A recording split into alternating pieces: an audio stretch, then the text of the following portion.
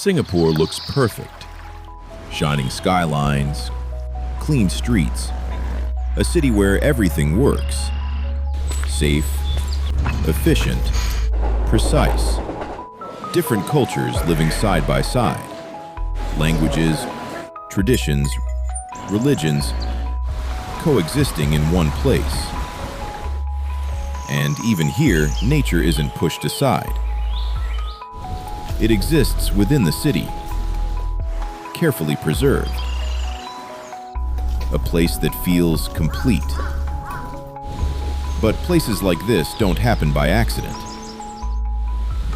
So how did a country this small become something this complete? We unpack the unspoken rules behind the world's most fascinating cultures.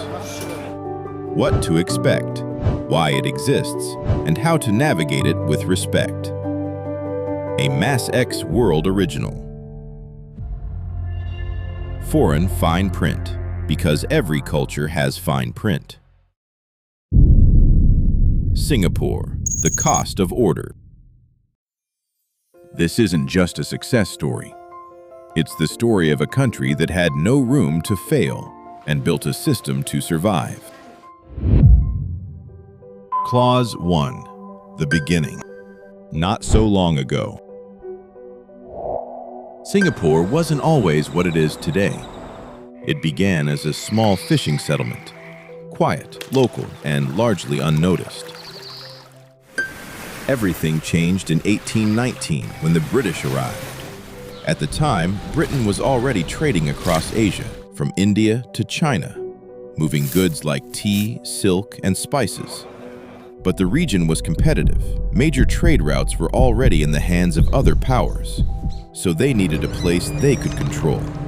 A port that sat directly along one of the world's busiest trade routes. And Singapore was perfectly positioned. So what was once a small fishing settlement was transformed into a major trading hub. As trade grew, so did the need for people. Workers were brought in from China, India, and across Southeast Asia. Different cultures, different languages, different ways of life, placed into one small space, not by coincidence, but by design. Over time, this small settlement became something much bigger. But it wasn't stable yet. War, occupation, separation, and eventually, independence. A country suddenly on its own. Small, with no natural resources. No oil, no farmland, very little space. And a population still finding its place. In a region already shaped by stronger neighbors, there was no guarantee of survival. No room for failure. So Singapore had to become something else. Not bigger, but stronger, more reliable, more efficient, a place others could trust, a place the world would choose. Clause 2. Built to work. No room for failure. After independence, Singapore had to decide how to move forward. It had to become something others could rely on. A place that works, a place that is stable, predictable, safe, because that's what attracts business, investment, and people. But the people already here came from different backgrounds, different cultures, different languages, different ways of life. So to make all of this work together and to grow, it needed something clear, not just direction, a system. Because in a place like this, trust is everything. If things don't work, people leave. If systems fail, business doesn't stay. If the environment feels unstable, investment disappears. So stability became the strategy. Clean streets signal order. Clear rules create predictability. And predictability builds trust. Not just for people living here, but for the world looking in. So life here was designed to reduce uncertainty, to make things consistent, to make the city function every day without disruption. Because in Singapore, success didn't come from resources. It came from reliability. And over time, what was once necessary became the foundation of the country itself. Clause 3. Fine City. Everything works together. In Singapore, the system becomes impossible to miss. Not just guidelines, but clear rules for almost everything. No eating or drinking on trains. No littering, not even small things. Chewing gum is restricted, even bringing it in can be controlled.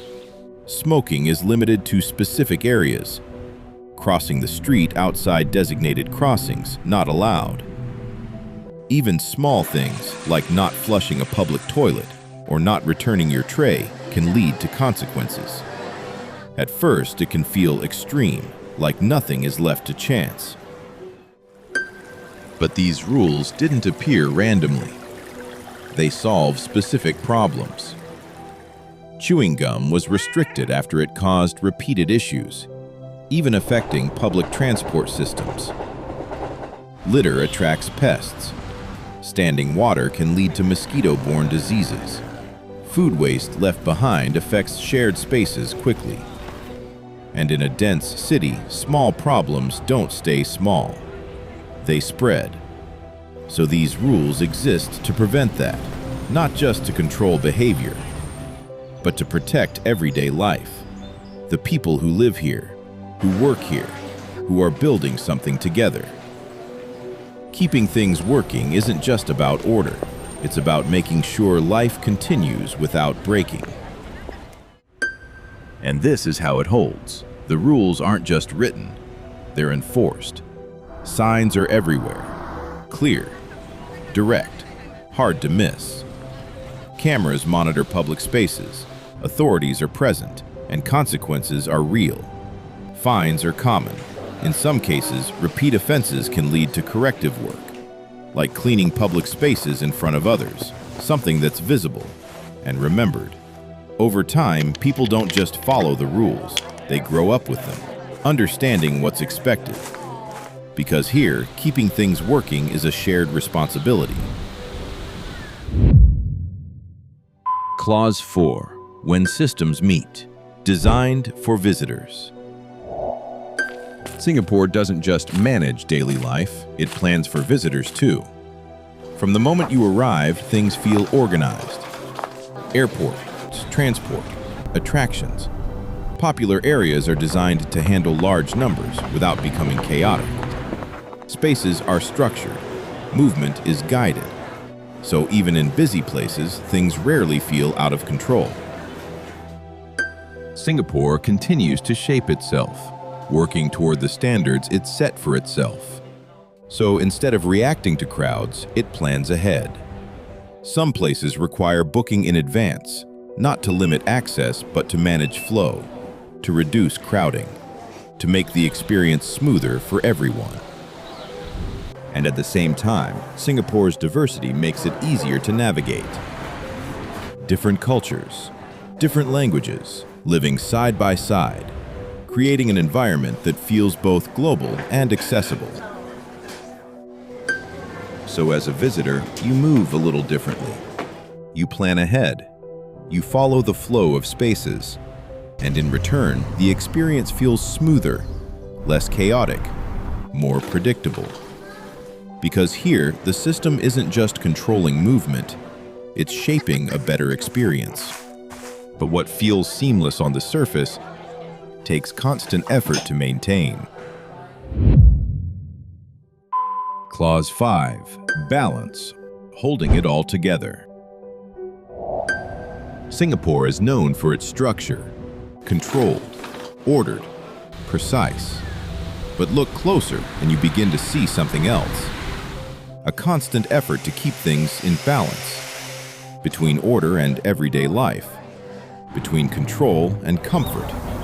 Between a place that functions and the people who live within it. Because places like this don't run on rules alone. They rely on people. Cleaners working throughout the day, keeping public spaces consistent. Hawker vendors operating within strict standards while serving thousands. Public workers maintaining transport, housing, and shared spaces, quietly and continuously. And everyday life guided by expectations that don't switch off. Following rules, keeping spaces clean, being aware of others, not just occasionally, but every day. Because without that effort, things begin to slip. And when you begin to see that, something changes. The rules feel less rigid and more intentional. The order feels less forced and more protected. Because behind it, there is effort. There is responsibility, not to control life, but to keep it going. Singapore isn't just structured, it's sustained. And that balance between design and daily life is what keeps it together. Singapore doesn't overwhelm you, it guides you. Step by step, it shows you how things work. And slowly, you adjust, not because you're forced to, but because it makes sense. What once felt strict starts to feel clear. What felt controlled starts to feel intentional. And somewhere along the way, you realize this place isn't just functioning. It's teaching. Teaching how shared space can work, how different people can move together, how structure can create something stable. Singapore isn't asking you to follow rules. It's showing you what happens when everyone does. And once you see that, you don't just visit Singapore. You understand how it holds itself together. This was Foreign Fine Print, Singapore. The cost of order. Because every culture has fine print. We're decoding the world's unspoken systems. But real understanding comes from how they change the way you see people. What stood out to you most, the order or the effort behind it? Share your thoughts in the comments. We're reading every one.